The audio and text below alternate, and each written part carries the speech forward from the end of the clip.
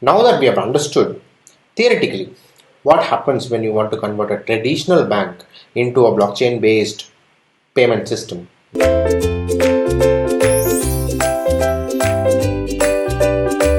we will go through andersbrownworth.com, which we use for hashing again, and understand what is the composition of a block, especially what is the work that the miner has to do in a blockchain. Right? Let's get right into it. Once we complete this demo on Anders, we'll go through a blockchain explorer where you can understand and visually see from the actual blockchain whatever we have learned till now. So after getting to andersbrownworth.com and going to this block, we can see that this is a basic structure of a block, right? Let's say there are about 12 blocks which I've already created, and this is the 13th block. Always the blocks in a blockchain goes in a sequence, right? 1, 2, 3, 4, etc. So that is the 13th block, and within this we have, let's say, about 2 transactions. A is sending B $5. Same way B is sending C $3, right? 2 transactions, and as we know, every block contains transactions, right? So let's say these are the 2 transactions in the block, and you can find a value called as nonce, which I'll delete for now, right? I don't need it at this point in time, right? So a block number and data is what I have. This data cannot be changed and the block number cannot be changed, because after the 12th block it has to be 13th block. It will be this. And whenever a transaction is submitted, you don't have any criteria to, or you don't have any necessity to change the transaction, right? Tamper with the transaction. So you have to keep it this way, right? Okay. When you consider the block and the nonce is also some digital data, a number, right? And the actual data that's there within this block, you can combine all of these things, and this is also a digital data if you look at it. So since this is also a digital data, you can hash it and find a fingerprint for that. That's exactly what we are doing here. If you consider block number 13, nonce is blank and data is this, we have this hash, right? Just like we got a unique hash for blockchain, the word blockchain, we have a hash for this particular data. This is also digital data, right? Now is where the work comes in. Okay, I am setting a condition. Okay, a condition which has to be satisfied to make this block as a valid block, right? For that, let's jump into this Jamboard again and find out what this condition is all about. Okay, I am setting a condition, right, which has to be satisfied by the miner if I have to consider this to be a valid block. Okay. Now, let's say I'm giving you a difficult mathematical problem. Let's say find the factorial and all of these things, right? Those cannot be done by a calculator, okay? At least a normal calculator cannot do it, right? That way, I'm giving you a condition, okay? And I'm saying the number can be anywhere between 0 and 1 million, right? If I give this condition and you find, first attempt, let's say, first attempt, you find a number, okay, which is like, what number can we take? The first attempt, you are finding a number 865k, okay, 268, something like this, right? Is this a valid number? Yes, it is a valid number because it falls between 0 and 1 million. The entire range, whatever you find, is valid, right? Now what am I doing is I want to make it more difficult for you. Okay, so now I'm changing the condition from this to adding a 0 in the front, saying this way, right? It's the same range, just that I'm saying the first digit has to be 0, right?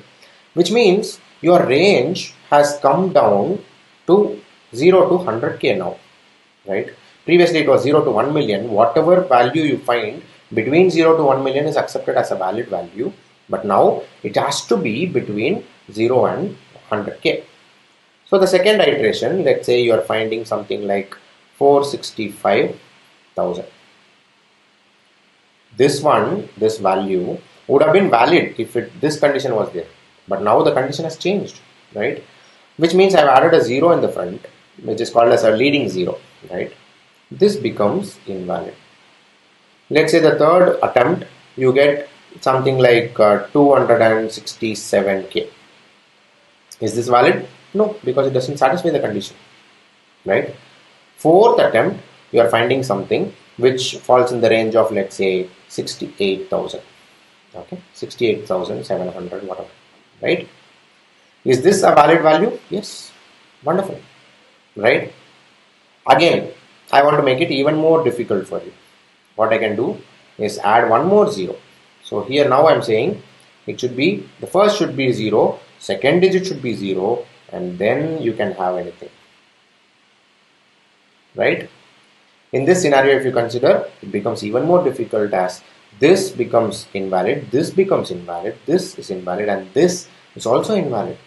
So if you do the fifth attempt, probably it might find something like 28,365, whatever, right? Invalid again, because it doesn't satisfy the condition. Finally, in the sixth attempt, you might find something like, let's say, 8,000, 347. I mean, I'm just taking random numbers, right? So finally, this becomes a valid number. What does this say to us is that when I increase the number of leading zeros, here it is 1 0, here it is 2 zeros, etc., the difficulty becomes higher because you have a very small range to work on. Your answer to the problem has to lie between that range, right? This is exactly what we are doing in the concept of blocks also, right? If you consider this block, the condition given in this particular website or the demo is 4 zeros, okay? We saw 1 and 2 zeros, here there are 4 zeros. Which means this hash is also a number, right? Hexadecimal number. I am saying only if the first four digits are 0, I will accept this block as a valid block. Otherwise, I won't. Right? Now, what the miner has to do is he has to go and put 0 for nonce. Okay. Is the first 4 digits 0? No. Right. Then he will replace 1. Is the fourth 4 digit 0? No. 2. Invalid. 3 invalid, 4 invalid, 5 invalid, 6 invalid, 7 invalid, 8 invalid. This way he has to keep on changing the nonce, replacing the nonce till the time he gets a valid hash which has 4 zeros in the front. That nonce might be somewhere in 345 or might be 16,728 or something like 34,000, or it can be 2,290,000. We don't know, right? So it is very difficult manually for me to do this bigger number, right? So substituting 0, 1, 2, 3, 4 like this, how long can I keep going? As a individual, as a human being, I can do probably 2 hashes per second, right? 2 numbers I can substitute, but the machines can do better, right? That's why there is something called as the mine button here. If you click on mine, what it is going to do is exactly what I'm doing, right? It will substitute 0, 1, 2, 3, 4. It will keep on doing that till it finds a valid hash, right? Let's click on it and find out what happens. Keep noticing that it is taking some time to do it, right? And at the end of the calculation, at non 60,182, right, it has found a hash which has 4 zeros, right? This is the valid hash, and that's why the color of the block also became green, right? Now, substituting the nonce so that you manage to find a hash that satisfies a condition, right? Remember this word, substituting the nonce 0, 1, 2, 3, 4, etc. to find a hash, because this is also an input for the hash, right? To find a hash that satisfies a condition. What is the condition here? 4 zeros, right? This process is called as proof of work. This consensus mechanism is called as proof of work, right? Why do I call this proof of work? Previously, when we discussed about the Bitcoin architecture, right, we saw that the miner has to do some work before he can submit the block. This is the work he is doing. The work involves substituting the hash so that substituting the nonce so that he finds a hash that satisfies the condition, right? Why is it that much a work? Because now we are talking about 4 zeros, right? It took some time, seconds, right? But if you are dealing with, let's say, 16 zeros or 18 zeros, the difficulty raises like a lot, right? You need specialized machines if you want to do this process, right? So every second, actual Bitcoin miner has to let's say substitute a lot of nonces in terms of terahashes per second, right? So after giga there is tera, so those many hashes has to be done per second, right? That is a difficult part, and to do that he needs to spend electricity, and he needs high-end machinery, very high-end computing machines. So that takes investment, that takes a lot of electricity, and that electricity is the penalty given to the miner, right? So go through this video again if you are not understanding, but step by step you need to understand this clearly, that proof of work is a concept where you substitute the nonce to find a hash which satisfies a condition, right? Why is this considered to be penalty for the miner? Is because this process is not easy, right? It takes a lot of electricity and high-end computing machines to do this. That is why he spends so much of electricity to submit the block to you, right?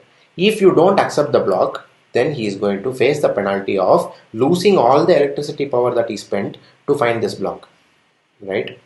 That is the penalty portion of your mining, right? When I talk about, let's say, high-end machines, right? Let me just show you what high-end machines look like, right? If you look at this entire picture, right?